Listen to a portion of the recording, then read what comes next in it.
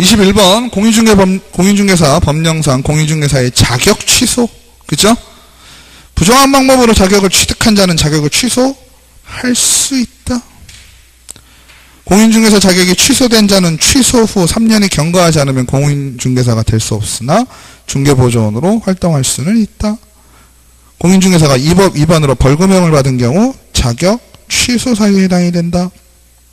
공인중개사 자격이 취소된 자는 그 취소 처분을 받은 날로부터 10일 이내에 자격증을 반납해야 된다. 다 틀렸죠? 말씀드린 거. 맞죠? 1번은 뭐예요? 취소할 수 있다 아니죠? 취소 반드시 해야 되죠? 부정한 방법인데.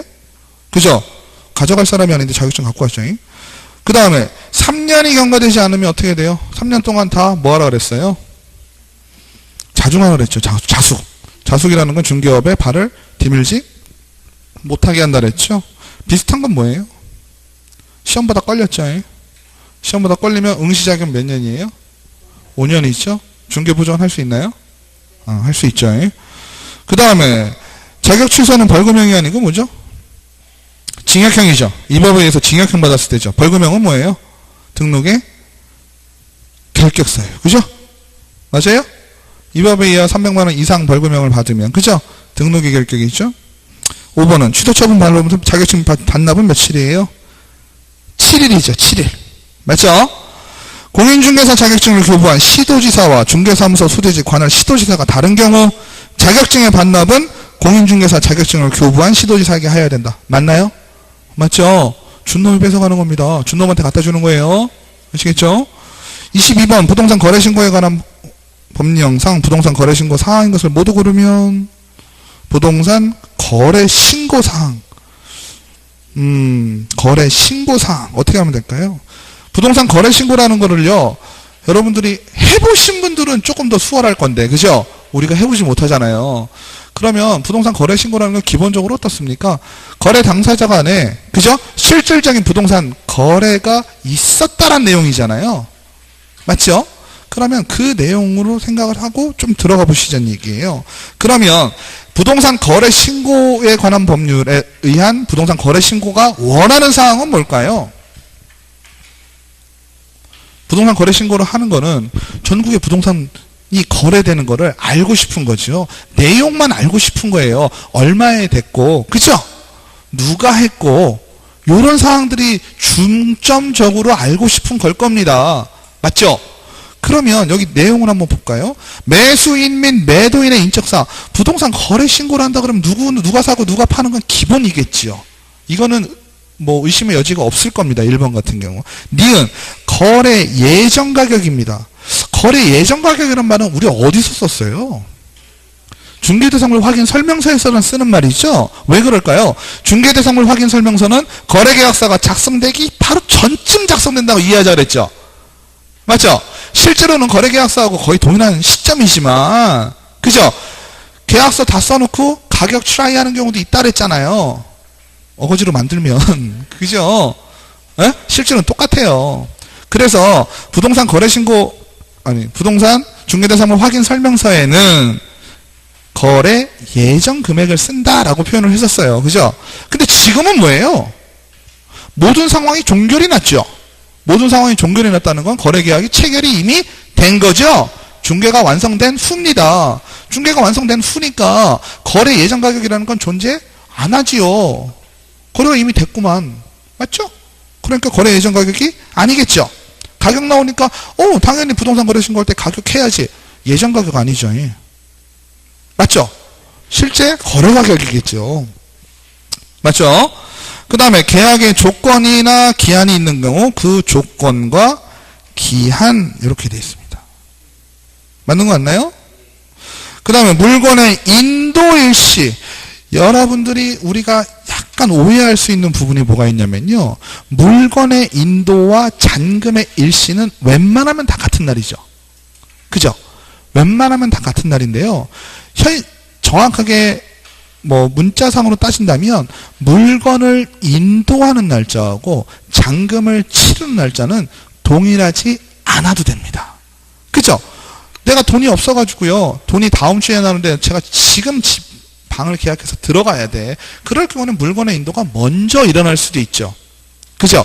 또 가끔은 나는 이사 날짜가 다음 주 수요일밖에 안 되는데, 그죠? 이 집은 금요일 날 이사를 나간대. 그래서 집주인이 돈을 먼저 달라 그러는 경우도 있을 수 있죠. 그럴 경우는 인도하기 전에 대금을 지급하는 경우도 있습니다. 그러니까 인도하고 잔금은 같은 날은 아닐 수 있다라는 걸 기억을 하시면, 여기서 궁금한 건 뭐예요? 잔금을 언제 치르고 중도금을 언제 치르고, 부동산 거래신고에서는 그게 중요해요. 그죠? 실제로 돈이 언제 돼가지고 소유권이 이전되는, 왜? 잔금하고 소유권은 또 거의 같이 다니니까. 그죠? 그러니까 여기서 물건의 인도일시는 중요한 사항이 아니다라고 보시면 되겠고요. 권리의 이전 내용은 어때요? 기본적으로 부동산 거래신고는 뭐예요? 네, 소유권 이전이니까, 그죠? 그러면 임대차니 전세권이 이딴 건 아니잖아요. 그러니까 고려할 사항이 아니고, 우리가 고려하고 싶은 거는 굳이 따지자면 어때요? 기업, 디귿하고 니은 같은 경우는 거래 예정 가격이 아니라 실제 거래 가격일 것이고, 그죠? 그 다음에 물건의 인도일 시간이고, 잔금일, 중도금, 잔금일, 계약일, 중도금, 잔금일. 이렇게 될 거예요. 부동산 거래 신고를 할 때. 그죠? 23번. 중개사무소의 설치. 중개사무소의 설치에 관한 설명으로 옳은 거.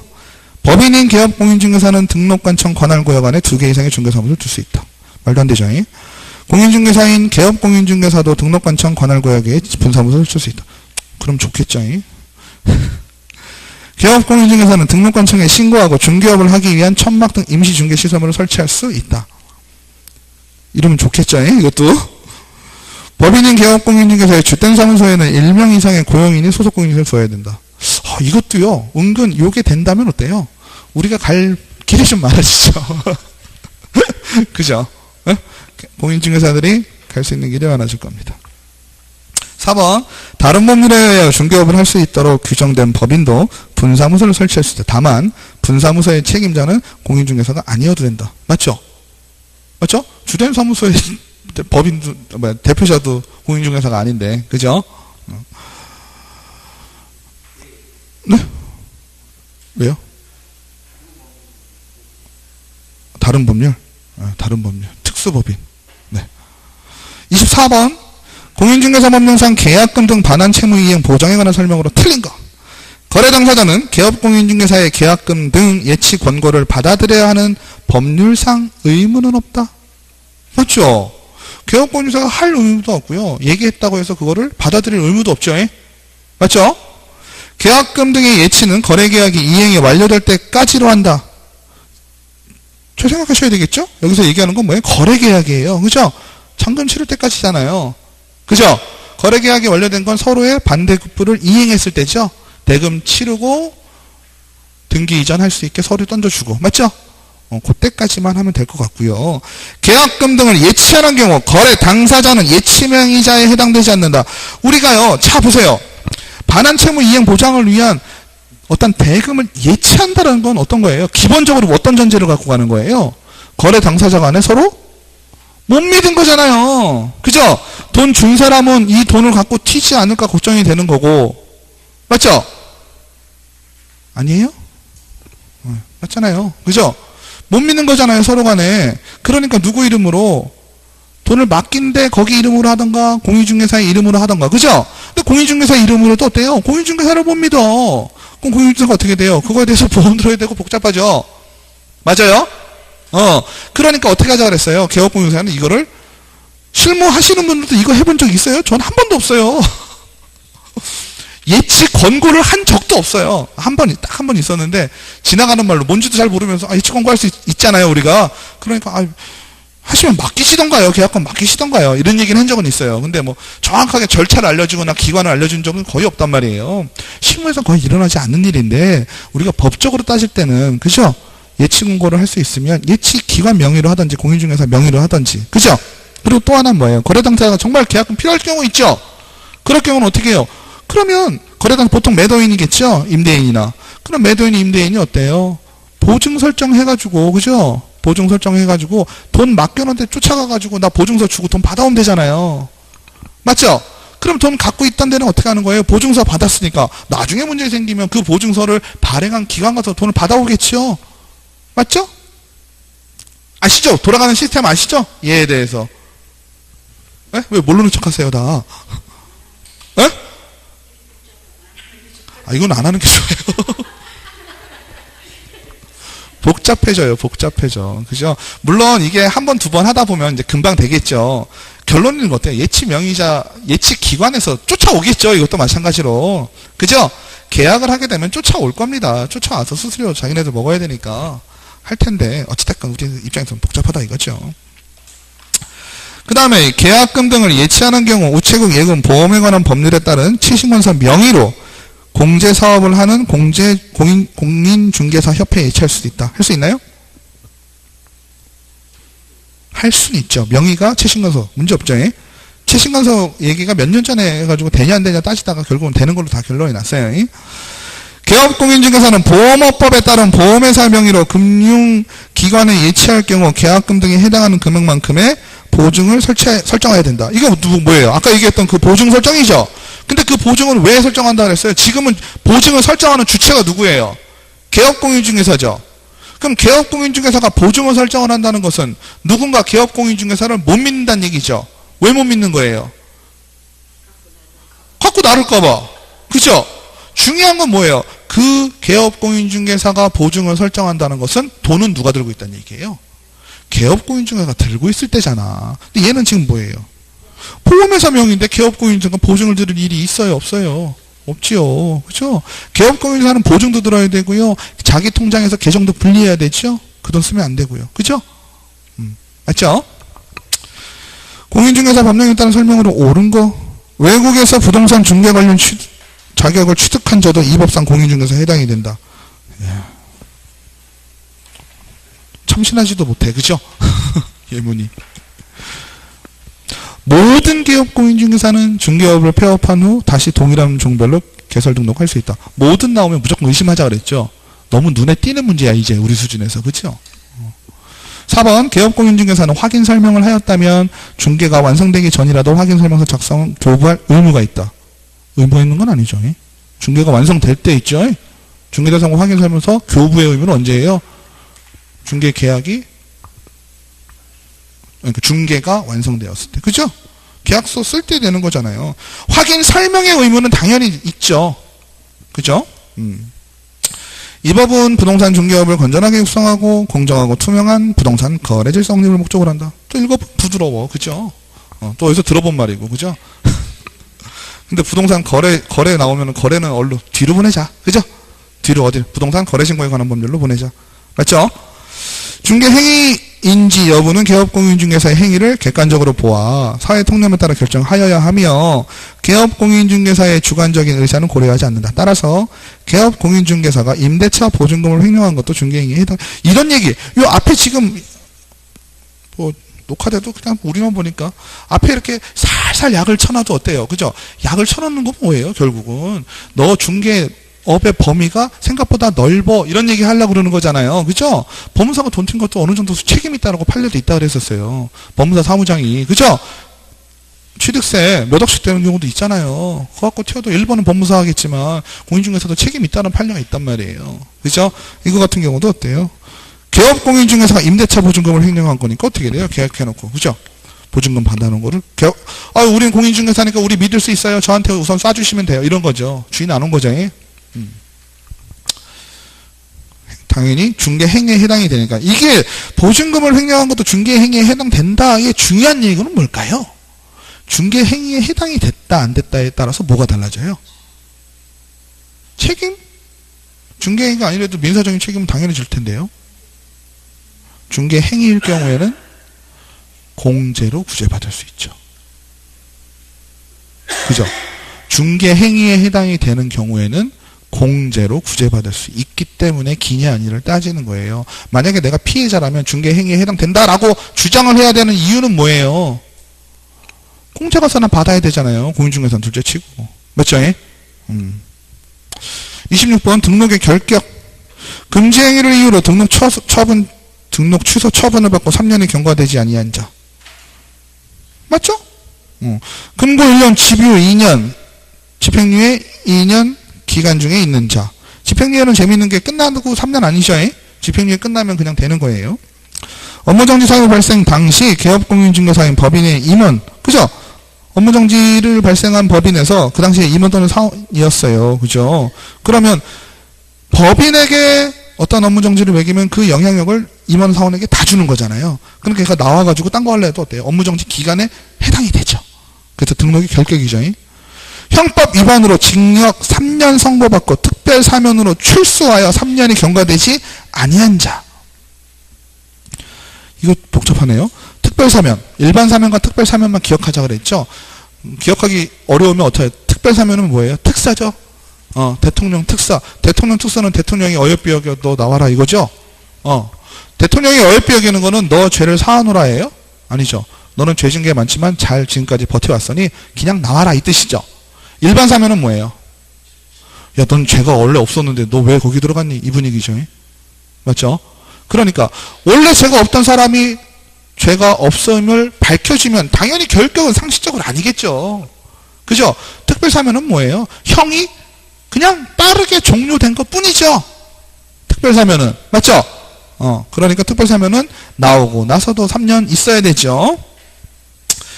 2번 같은 경우는 등록기준 미달일. 등록기준 미달은 어떤 의미예요? 등록기준 미달이면 우리가 등록할 때 갖춰야 될 사항이 있죠? 자격증 우선 따야 되고 실무교육 받아야 되고 사무실 확보해놔야 되잖아요. 그죠? 해놔야 되는데 그걸 못했다는 거죠. 그 미달이 된 거잖아요. 등록기준이. 그럼 어떻게 하면 되겠어요? 그 등록기준을 다시 충족하면 되겠죠. 27번 등록에 관한 설명으로 틀린 거. 법인인 기업공인중개사가 되려는 법인이 협동조합 기본법상 협동조합인 경우라도 자본금은 5천만 원 이상이어야 된다. 이건 형태와 다를 뿐이지. 그죠? 법인이고 5천만 원 이상 있어야 된다. 맞죠? 기업공인중개사는 중개사무소를 설치할 건축물에 관한 소유권을 반드시 확보해야 되는 것은 아니다. 맞죠? 모으면 족하다 그랬어요. 사용할 권리만 있으면 족하다 그랬죠? 소유권은 아니죠. 가설건축물은 중개사무소가 될 수 없다. 명확하게 했죠. 가설건축물 대장이 있어도 안 되는 거예요. 기업공인중개사가 이 법 위반 300만 원 벌금형 선고 동시에 등록의 효력이 상실되는 것은 아니다. 이거 우리 한번 얘기했었죠. 그죠? 선고 받고 3년 동안은 결격이지만, 그죠? 등록의 효력은 언제 상실이 되는 거예요? 등록 취소 처분을 받은 이후. 맞죠? 이해되시죠?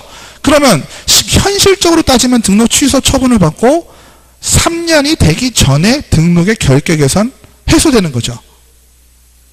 아니에요? 1월 1일 날 벌금 300만 원을 받았어요. 이 법에 의해서. 그죠? 이 법에 의해서 1월 1일 날 받고 등록 취소 처분을 1월 15일 날 받았다 치자고요. 이럴 경우면 1월 15일부터 3년 지난 1월 14일에 등록의 결격이 해소되는 것이 아니라 언제 해소돼요? 3년 지나고 1월 1일 전날 해소되겠죠. 그죠? 그러니까 등록 취소 처분을 받고 3년이 아니란 얘기죠. 맞죠? 또 모르는 척 하세요. 선고와 동시에는 등록의 효력이 없어지는 것은 아니고요. 등록의 결격에 해당은 되죠. 그때부터. 그죠? 해당은 되지만 그 등록의 결격에서 벗어나는 거는 선고 후 3년이고요. 그죠? 근데 선고 날하고 등록 취소 처분 날하고 날짜 차이가 있을 수 있잖아요. 그죠? 그러니까 그거에 대한 차이가 있을 수 있다는 얘기고요. 28번 옳은 것과 틀린 것을 바르게 표시한 거. 바르게 표시한 거. 또 새로운 형태죠. 법인인 기업공인중개사는 상업용 건축물의 분양 대행업을 할 수 있다. 맞나요? 그죠? 뭐뭐 할 수 있어요? 우선 기본적으로 법인이 겸업제한 나오면은 머릿속에 두셔야 될 게 뭐예요? 주택. 그죠? 상업용 건축물. 그 다음에 뭐예요? 대행. 이렇게 들어가야 되죠. 그죠? 임대관리 대행. 관리 대행. 그죠? 분양 대행. 이렇게 기억하시자 그랬죠? 주택, 상업용, 공업용 건축물 안 되고 농업용 건축물 안 되고. 그죠? 맞죠? 그러니까 1번은 기억은 맞겠죠? 법인이 아닌 기업공인중개사는 분양 대행업을 할 수 있다. 맞아요? 법인이 아니니까 기본적으로 겸업 제한이 있어요, 없어요? 기본은 없죠. 근데 걸리는 건 하나 뭐예요? 금지행위의 매매업. 그죠? 그거만 빠지면은 뭐 상관이 없죠. 개인인 기업공인중개사는. 그죠? 그 다음에 개업공인중개사가 중개보조원을 고용할 때에는 고용일로부터 10일 이내에 등록관청에 신고해야 된다? 맞아요? 중개보조원 신고 언제 해야 돼요? 네? 10일 이내에. 맞아요?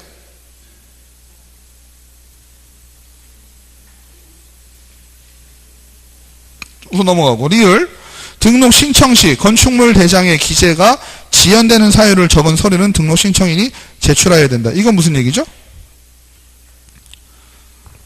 등록을 하려고 하는데, 그죠? 지금 내가 확보한 사무소가 건축물 대장에 나오는 거예요? 안 나오는 거예요? 아직 안 나오는 거죠? 건축물 대장에 지금 안 나와 있어요. 그러면 아직 예를 들어서 허가관청이죠? 건축 허가니까 건축 허가를 내준 허가관청에서 지금 건축물 대장에 못 올리고 있다 라고 하는 거죠. 그 다음에 미음. 개업공인중개사가 공매대상 부동산에 대하여 매수 신청 또는 입찰 대리 신청하고자 하는 경우에는 대법원 규칙이 정하는 요건을 갖춰 법원에 등록을 해야 된다. 이건 공매대상이 아니죠. 뭐 대상이에요? 경매죠, 경매. 그죠? 공매는 캠컨데 뭐. 그죠? 그 다음에 개업공인중개사가 중개보조원을 고용할 때는 어떻게 해야 돼요? 7일? 10일? 맞아요?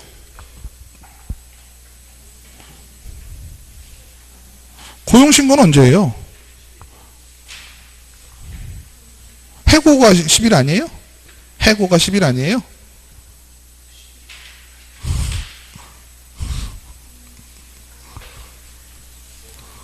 고용을 할 때는요, 그죠?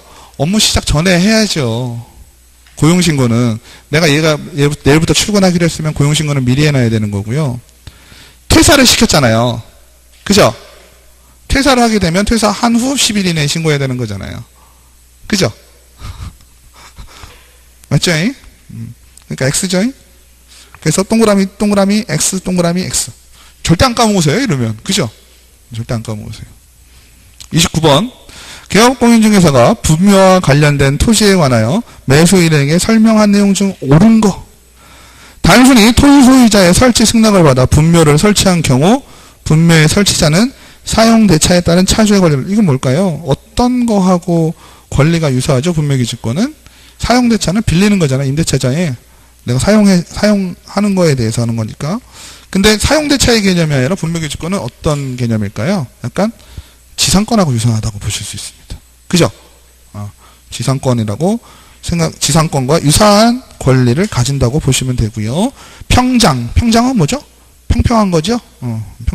국유임묘주처럼. 평장의 경우는 분묘기지권이 인정이 안 되죠.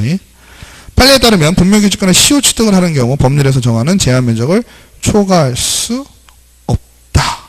맞나요? 초과할 수 있다죠. 초과할 수 있다가 맞는 얘기고요. 장사 등에 관한 법률 시행 후 토지 소유자의 승낙 없이 타인의 소유의 토지에 분묘를 설치한 자는 토지 소유자에 대하여 시효 취득을 이유로 분묘의 보존을 위한 권리를 주장할 수 있다. 바뀌었죠? 그죠? 지금은 시효 취득이 된다는 얘기, 분묘기지권이 성립된다는 얘기예요? 안 된다는 거예요? 안 되죠. 가정묘지의 분묘 1기 그 시설물의 총 면적은 합장하는 경우 15제곱미터까지 가능하다. 이게 맞죠? 그렇죠? 30번. 절대적 등록 취소 사유이면서 동시에 3년 이하의 징역 또는 3천만 원 이하의 벌금에 처해지는 거. 복잡하다. 그죠? 요건 내용을 조금 알아야 얘기가 좀 되겠죠? 니은부터 볼까요? 부정한 방법으로 중개사무소 개설 등록을 한 자. 이게 부정한 방법으로 중개사무소 개설 등록이죠? 그러니까 부정한 방법이니까 등록이 지금 합당해요? 안 합당해요? 안 합당하죠? 무조건 날려야 되겠죠? 맞죠? 등록 취소하고요. 또 부정한 방법으로 등록했으니까 어떻게 해야 돼요? 3년에 3천만 원이죠? 맞죠? 그 다음에 부정한 방법으로 공인중개사 자격을 취득했어요. 그럼 자격 어떻게 해야 돼요? 날려야 되죠. 근데 지금 물어보는 건 뭐예요? 등록 취소 사유 물어보고 있죠? 지금 자격 날리는 거니까 아예 상관도 없는 얘기예요. 근데 부정한 방법으로 자격을 취득하면 이게 벌금 있나요? 그냥 자격 취소로 끝나죠. 그 다음에 이중중개사무소. 이중사무소면 어떻게 돼요? 절대적 등록 취소죠. 이중 등록이잖아요. 이중 등록이잖아요. 등록이 2개야. 날려야죠. 그죠? 등록 2개면 날려야죠. 등록 2개면 날리고요. 날리고 나서 어떻게 해야 돼요? 1년에 1천만 원. 그죠? 탈법적 목적으로 미등기 전매. 미등기 전매는 어디에 들어가야 돼요? 금지행위 들어가죠. 금지행위 뒷부분. 금지행위는 기본적으로 임의적 등록 취소죠. 그리고 뒷부분에서는 3년에 3천이죠. 그죠? 미음 중개사무소 개설 등록을 하지 아니하고 중개업을 한 자. 어떻게 돼요? 아니 이거는 등록 취소 사유인데 얘는 무등록이면 등록이 있어요 없어요? 없죠. 날라가죠? 날라가는 게 아니라 날릴 게 없죠? 날릴 게 없으니까 세게 법이라도 매겨야 되겠죠. 3년에 3천. 그러니까 이거를요 절대적 등록 취소 사유만 우선 따져봐도 어때요? 기억 디귿으로 압축이 되죠. 그죠? 니은, 리을, 미음은 절대적이 아니잖아 기본적으로. 그죠? 그러면 기억하고 디귿 중에 따지는데 이중으로 중개사무소 개설 등록은 1년에 1천이니까 답은 기억만 되겠네요. 그죠? 네? 네.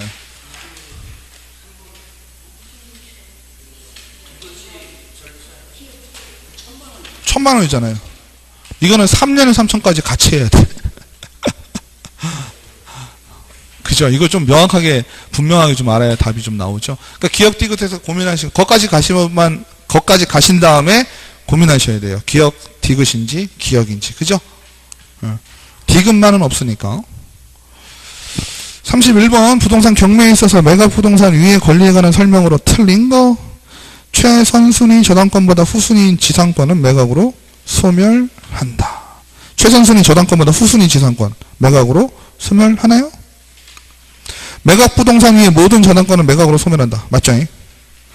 종전 소유자 때 설정된 가압류 등기는 현 소유자 때 설정된 저당권자 등의 경매로 소멸하지 않는다. 담보 목적이 아닌 최선순위 소유권 이전 등기 청구권 보존의 이한 가등기는 매각으로 소멸되지 않는다. 어떤가요? 잘 모르겠죠? 31번을 보시면 최선순위 저당권보다 후순위인 지상권은 매각으로 소멸하죠. 맞죠? 최선순위 저당권보다 후순위인 지상권 소멸합니다. 매각 부동산 위의 모든 저당권은 매각이라는 얘기는 아시죠?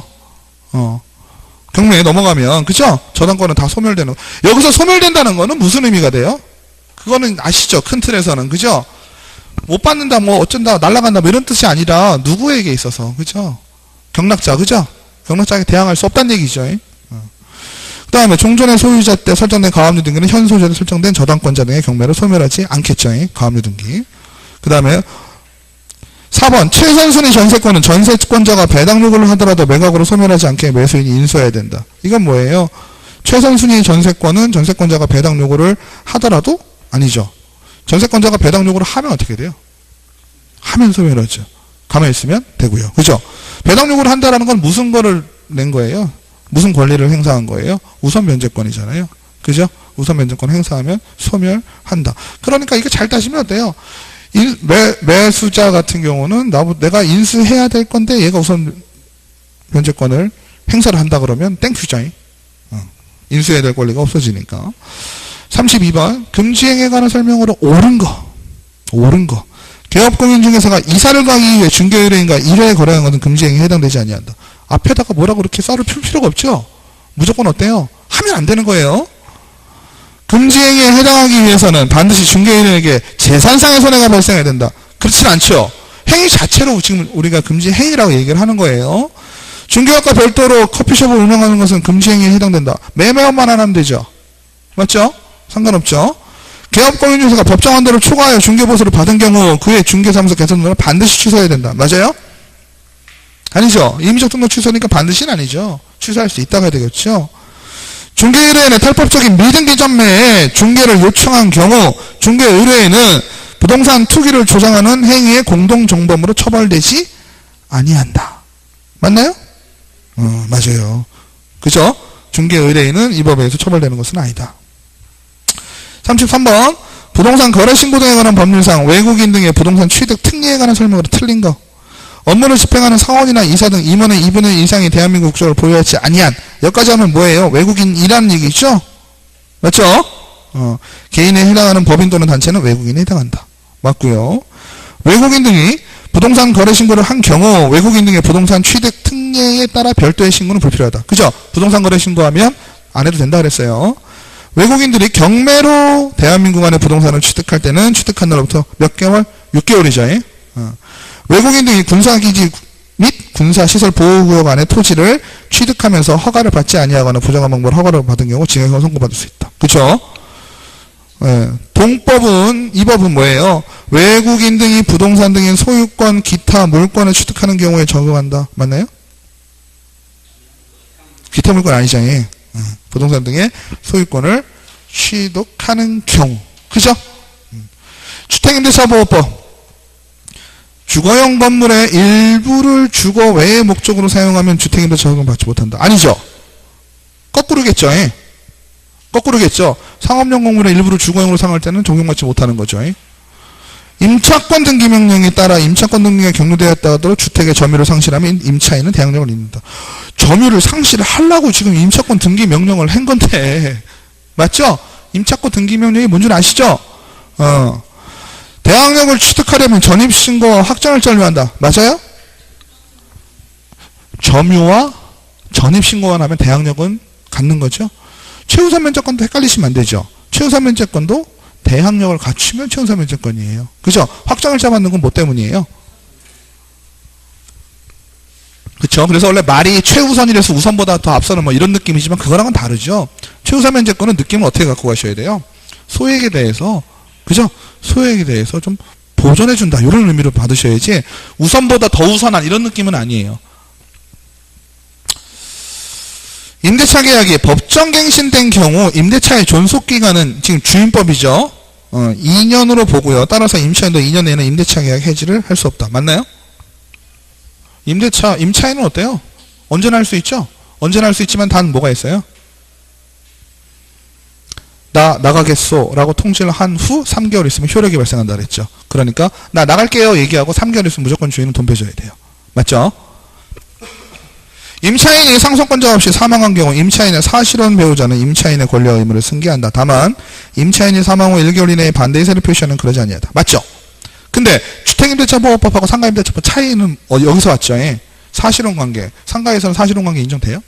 안 되죠. 35번 중개대상물 확인설명서에 관한 설명으로 틀린 거. 중개대상물의 확인설명서 서식은 주거용 건축물, 비주거용 건축물, 토지, 임목, 광업재단, 공장재단 용으로 구분되어 있다. 그래서 몇 개예요? 총 4가지라 그랬죠. 1, 2, 3, 4 있었잖아요. 맞죠? 중개 보수 및 실비의 금액과 산출 내용은 모든 서식에 기재하여야 한다. 맞나요? 맞겠죠. 그죠? 딴 거 몰라도 이거는 다 들어가야지. 에? 아니 이거 지금은 저거잖아요. 중개 보수잖아요. 받을 돈. 맨 뒷장에 맨 사인하기 전에 써 있는 거.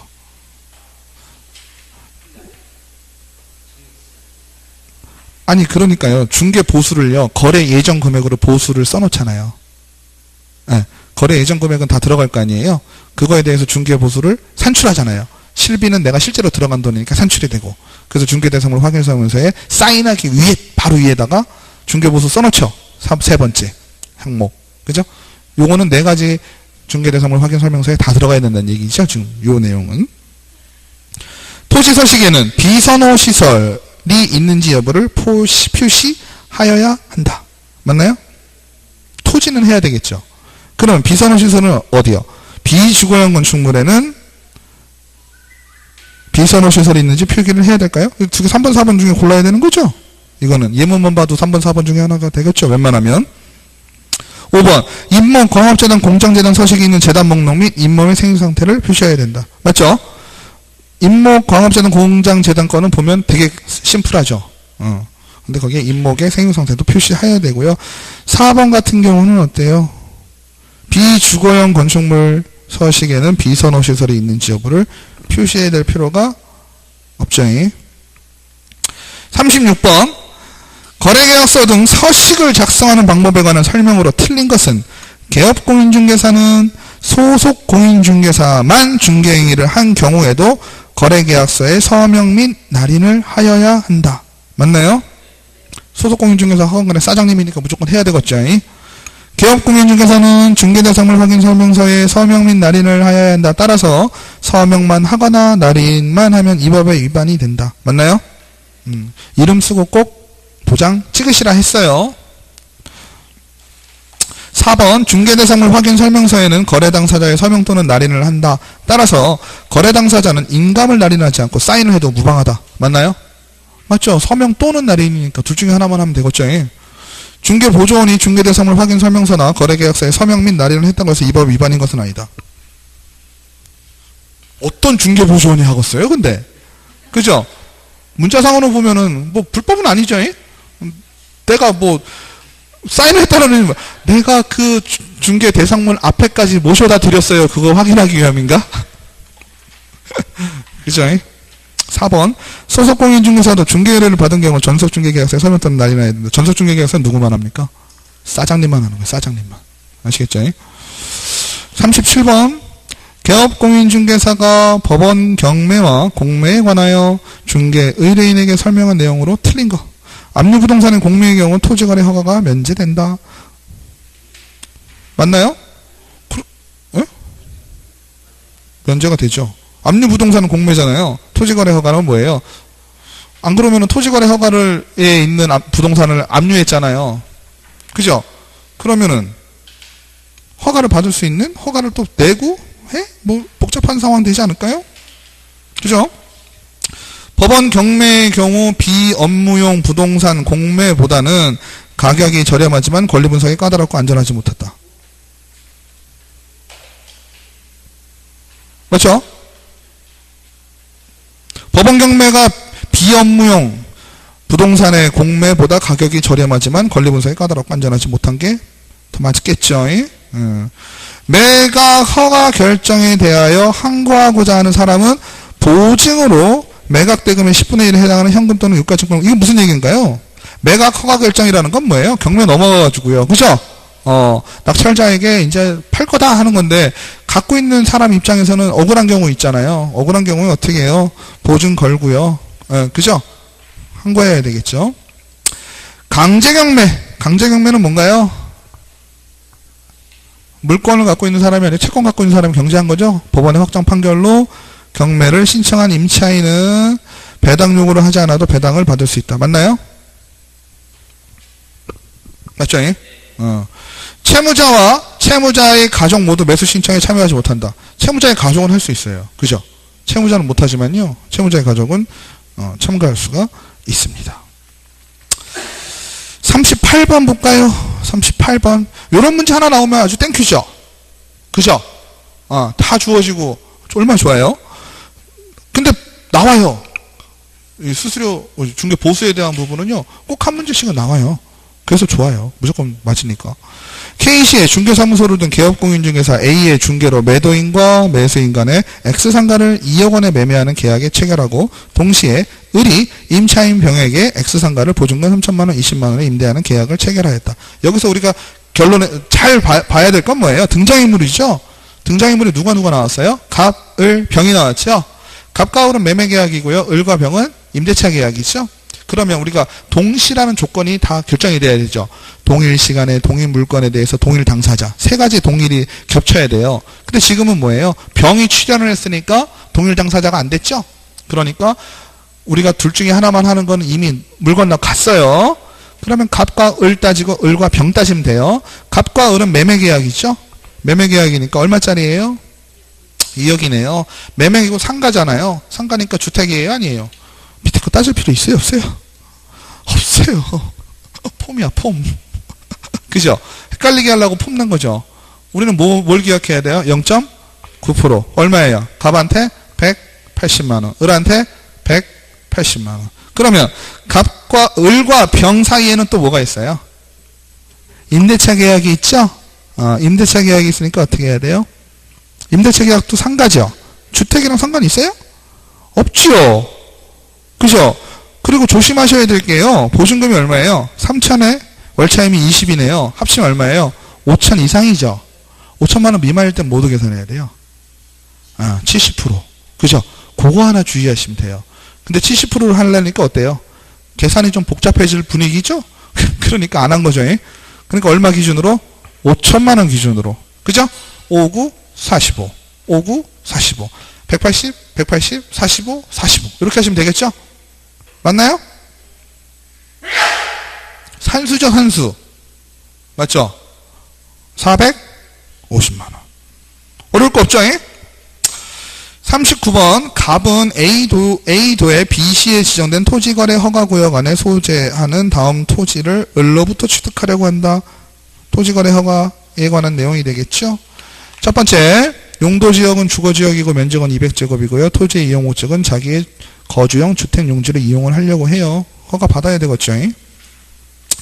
을의 증여로 갑이 당해 토지를 취득하는 경우에도 B시장의 허가를 받은, 증여로 받으면 허가 받아요? 안 받죠. B시장은 거래가액이 적정하지 아니한 경우 허가를 하여서는 안 된다. B시장의 토지거래 허가가 가격 보고 하는 거예요? 아니죠. 사용 목적이라든지 이런 거 보고 하는 거죠. 에? 거래 가격이 아니죠. 갑이 허가를 받아 취득한 토지를 목적대로 이용하지 아니한 경우 당해 토지의 처분을 명령할 수 있다. 맞아요? 팔으라고 하는 건 아니죠. 어떻게 하라 그래요? 원래의 목적대로 사용을 좀 해라. 이행명령 내리겠죠? 갑이 B시장의 승인을 얻지 아니하고 당초 이용 목적을 변경하여 이용하는 경우 토지 취득가액의 7%에 해당하는 금액을 이행강제금으로 부과한다. 이행강제금 얼마인가요? 5%입니다. 그죠? 갑은 허가를 받아 취득한 토지를 토지의 취득일로부터 2년의 기간 동안은 허가받은 목적대로 이용해야 된다. 맞죠? 2년 동안은 사용을 해야 됩니다. 그 다음에 상가임대차 나오네요. 갑이 상가건물 임대차 보호 법령의 적용을 받는 을 소유 건물의 임대차 계약을 중개하면서 임대인 을과 임차인 병에게 설명한 내용으로 옳은 것을 모두 골라라. 을과 병이 1년 미만으로 임대차 기한을 정한 경우 을과 병은 그 기간이 유효함을 주장할 수 없다. 맞아요? 틀리죠? 1년 미만으로 임대차를 경했어도 누가 할 수 있어요? 임차인은. 그죠? 임차인은 그 기간이 유효함을 주장할 수 있다죠? 맞죠? 틀렸죠? 병이 임차 건물의 일부를 단순 과실로 파손한 경우에도 을은 병의 계약갱신을 요구를 거절. 단순 과실 아니죠? 중과실이죠? 그 다음에 서울에서 보증금 5천만원, 월참 20만원 상가임대차 계약을 체결한 경우 경매시 보증금 중 일정 추원산면제 받을 수 있나요? 7천만원 못 받죠? 병이 상가건물 인도와 사업자 등록을 신청할 때 인도하고 사업자 등록을 신청을 했어요. 그날로부터 제3자에게 대항력이 발생한다. 맞나요? 사업자 등록까지는 맞죠? 인도도 맞죠? 근데 그날이에요? 다음 날이죠. 그죠? 다음 날부터. 사업자 등록 결국 주민등록이랑 똑같다고 이해하시자 그랬죠? 다음 날부터. 사실혼 상태였던 병이 사망을 하였고 병의 상속권자가 사실혼 배우자와 가정 공동 생활을 하고 있지 않은 경우 사실혼 배우자는 상속권자와 임차인의 권리와 의무를 공동으로 승계한다. 맞나요? 사실혼 관계 상가임대차 없죠? 다 틀렸네. 그죠? 옳은 게 있어요? 없어요? 없죠? 그래서 1번. 네, 오늘도 고생하셨습니다. 네, 좀 쉬었다가 식사하시고, 그죠? 지금 1시 10분이거든요. 그죠? 1시, 2시 20분부터 하실까요? 1시간 10분이면 밖에서 하시니까요.